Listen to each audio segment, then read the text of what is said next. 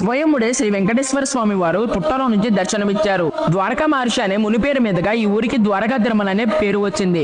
ఈ సుదర్శన ఆలయానికి మరొక పేరే చిన్న తిరుపతి. ద్వారకా మహర్షి ఉత్తరాభిముఖుడే తపస్సు చేశారు. ఆ ముఖానికి దర్శనమిచ్చిన స్వామి దక్షిణాభిముఖుడే దర్శనమిచ్చారు. అంతేకాకుండా ఇక్కడ గర్భగుడిలో ఉన్న శ్రీ వెంకటేశ్వర స్వామి వారి విగ్రహానికి ఒక ప్రత్యేకత కూడా ఉంది. ఒక విమాన శిఖరం కింద రెండు ప్రధాన విగ్రహాలను చూడడం గొప్ప అద్భుతం. ఒక విగ్రహం పూర్తిగా సంపూర్ణంగా ఉంటుంది, మరొకటి భగవంతుని పైభాగం మాత్రమే దర్శనమిస్తుంది. శ్రీ వెంకటేశ్వర స్వామి వారి పవిత్ర పాదాలను పూజించకుండా పూజలు పూర్తి కావని పూర్వపు సాధువులు భావించారు. అందువలన పూర్వపు సాధువులంతా కలిసి వైఖానస సంగమం ప్రకారం ఒక విగ్రహం వెనక పూర్తి విగ్రహాన్ని ప్రతిష్ఠించారు.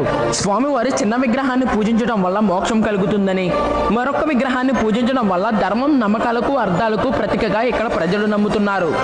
ఈ ఆలయానికి ఇంకో అద్భుతం కూడా ఉంది. భారతదేశంలో గొప్ప నదులైన కృష్ణా, గోదావరిలతో కప్పబడిందే మన ద్వారకా తిరుమల.